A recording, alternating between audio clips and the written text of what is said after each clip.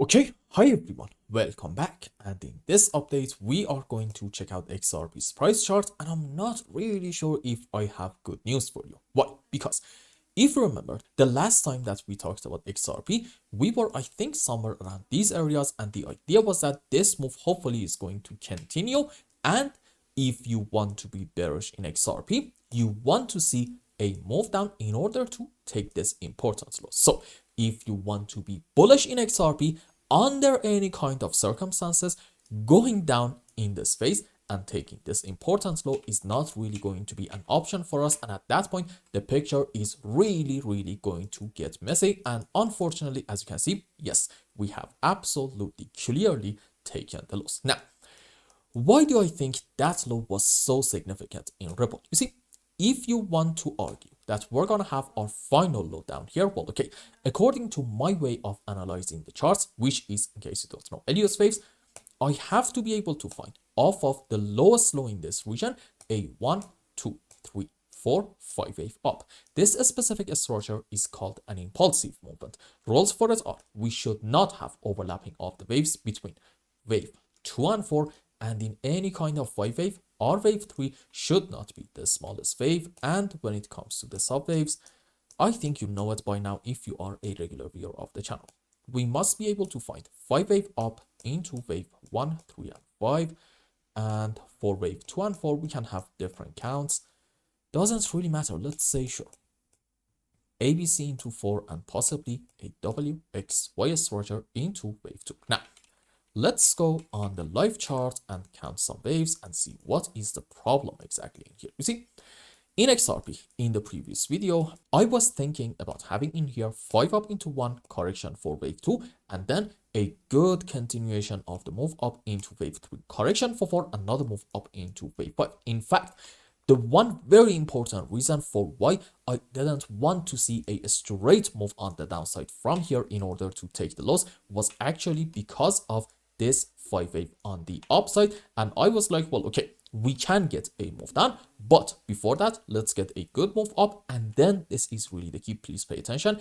We want to see a consolidation pattern followed by another move up, and then absolutely fine, let's get a move on the downside. And that one unfortunately did not play out. And now I have to say that as opposed to a 5 wave, this is going to be most likely an A, B, C zigzag. And well, here is where the story might get a little bit more complicated, and maybe not necessarily in a good way, because I think in XRP there's actually a chance that we are going to continue our move down, let's say at least for another 7 to 10% in order to take this important low for the first target, about 2.18 bucks. But maybe we are going to go a little bit lower and reach to about these areas, about basically, let's say, $2 region. Now, if I want to be really bearish in XRP, okay, let's go. I think it was on Trading Views chart, right? Yep, we talked about this scenario before. You see, there is actually a very important right now, let's say, resistance area from weekly and daily time frame at the same time in here.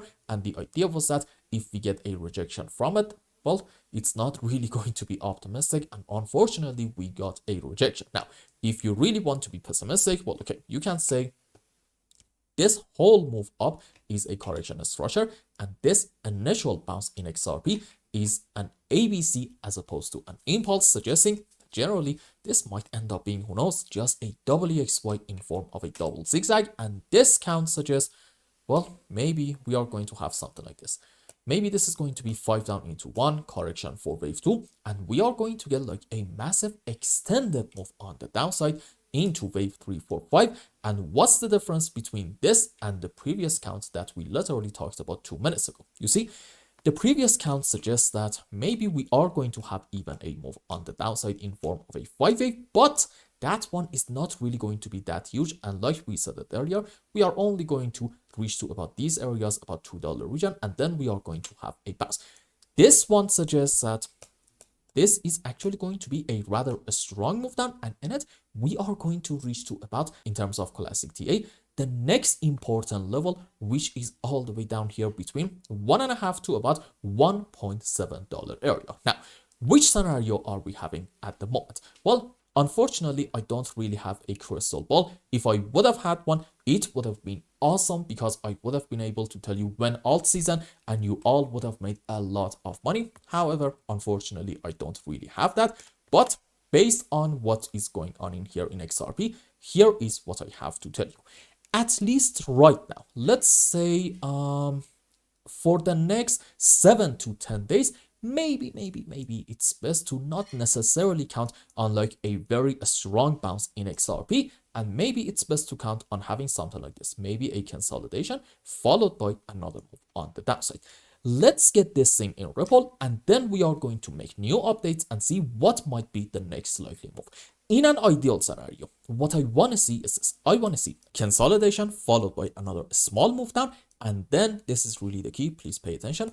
I want to see a very quick bounce in form of a 1, 2, 3, 4, 5 in order to take this important high right in here. Why is this important? Because if we do it, that's actually going to be our initial bullish sign indicating, you know what, in XRP, maybe the most pessimistic scenario is not actually in play, and as opposed to maybe a WXY in form of a double zigzag. Let's go back on our Coinbase chart. Okay, maybe we are having 5-wave up followed by a correction down, and our correction is going to be, I think you know it if you are again a regular viewer, in form of an ABC flat, and then we can have, well, 5-wave up into 1, correction for wave 2, and what's next? Great move on the upside into wave 3, 4, 5.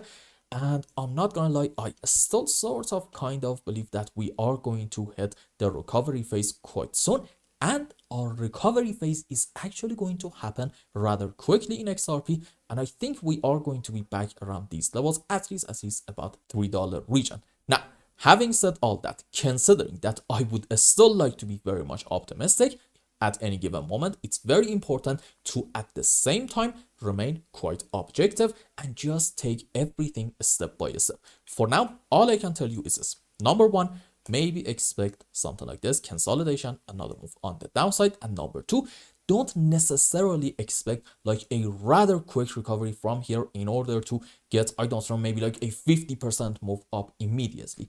I think that may not necessarily be on the table. Or let me just tell you this.